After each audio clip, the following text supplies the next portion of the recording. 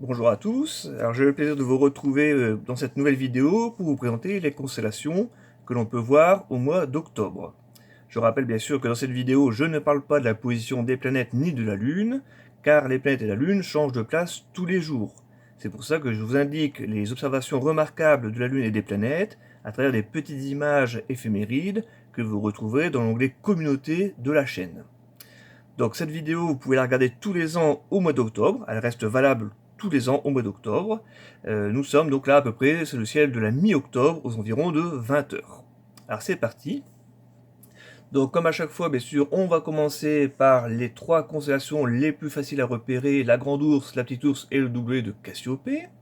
Donc quand on est au début de la nuit au mois d'octobre, eh bien la Grande Ourse est visible, alors vous la reconnaissez ici, vous voyez, on la voit à mi-hauteur dans le ciel, dans la direction du nord-ouest en début de nuit. Donc on retrouve ici donc la fameuse grande casserole qui va représenter donc le dessin de l'ours. Je rappelle que si on prend le bord de la casserole ici, on le reporte de 5 fois l'écart, la distance qui sépare ces deux étoiles, vous remontez vers le haut de la casserole, et vous tombez ici sur l'étoile polaire, donc qui indique toujours la direction du nord, celle-là ne bouge pas, et elle appartient à la constellation de la Petite Ourse, qui dessine donc une petite casserole qui plonge donc vers la Grande Ourse.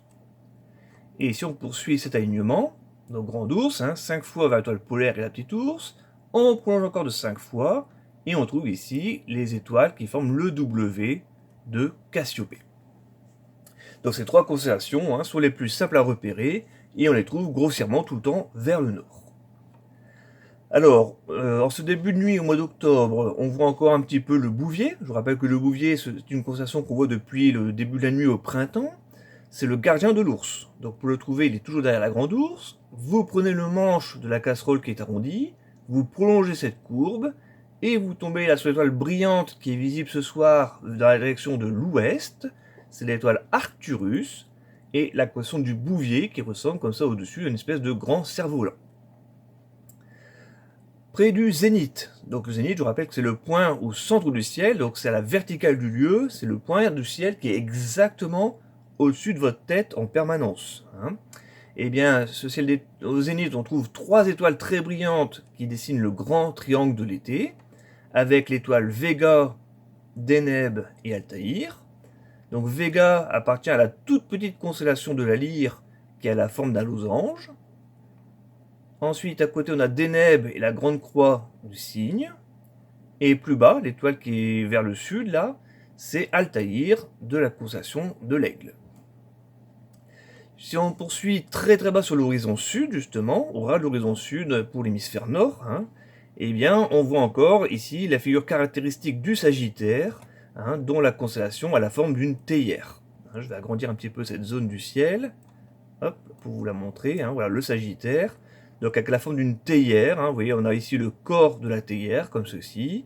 Ici le chapeau qu'on va poser dessus, le manche ici pour prendre la théière, et à l'opposé ici le bec verseur. Donc le Sagittaire, qui désigne aussi le centre de la Voie lactée. Vous avez la Voie lactée qui est encore bien visible dans le ciel à cette époque de l'année. Donc sous la forme d'une grande bande blanchâtre ici qui traverse tout le ciel, qui passe à travers le W de Cassiopée, à travers le triangle de l'été, et qui se termine ici dans la région du Sagittaire. Donc la Voie lactée, bien sûr, c'est notre galaxie. Je vous renvoie à la vidéo que j'ai consacrée sur la Voie lactée. Et quand on regarde donc la région du Sagittaire, on regarde vers le centre de la galaxie. Je rappelle que pour voir la Voie lactée, il faut un ciel extrêmement noir, sans lune et sans lampadaire. Et on va s'intéresser maintenant donc aux constellations qu'on voit pendant le ciel du mois de... Pardon, on va s'intéresser maintenant aux constellations qu'on voit surtout donc en automne. Alors le ciel d'automne, c'est surtout la famille de Cassiopée, donc on va partir du W de Cassiopée comme repère. Cassiopée étant une reine, elle a une fille qui s'appelle Andromède, qui est représentée par la ligne des trois étoiles brillantes qu'on voit ici en dessous du W de Cassiopée. Donc vous voyez que c'est un petit peu ridicule, pour dessiner la jeune fille, c'est assez compliqué. Mais on a bien ici normalement le dessin d'Andromède, donc c'est pareil, je vous renvoie aux différentes vidéos que j'ai consacrées à chacune des constellations pour les avoir davantage en détail. Donc regardez la vidéo d'Andromède pour réussir à dessiner la jeune fille, et notamment observer ici juste à côté la galaxie d'Andromède. Donc je vous mets les liens en description. Andromède va être délivré par Persée, le héros qui va tuer la Méduse. Alors Persée se trouve juste ici, hein, en dessous de Cassiopée et à côté d'Andromède. Hein, c'est cette espèce de Y à l'envers qu'on voit ici. Et de l'autre côté d'Andromède, on peut dessiner un grand carré, ici avec ses 4 étoiles. Et le grand carré représente le cheval Pégase.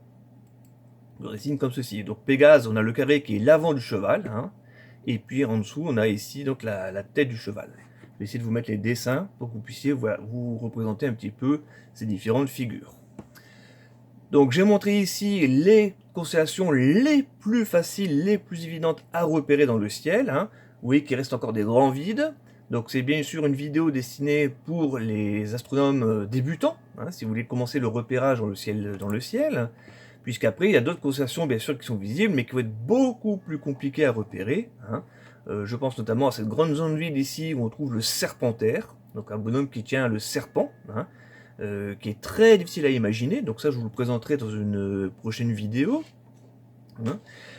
En dessous du carré de Pégase, c'est pareil, on va trouver ici le secteur des Poissons, hein, avec ici le Verseau, le Capricorne, hein, dans ces zones-là, mais qui c'est pareil, c'est des constellations très difficiles à observer. Donc ça, j'en referai une vidéo plus tard sur des constellations, on va dire, de niveau 2, hein, pour les plus expérimentés d'entre vous, qui voudraient justement chercher ces constellations les plus difficiles. Voilà, je vous souhaite une bonne observation, hein, et puis je vous dis à bientôt pour de nouvelles vidéos d'astronomie. Salut!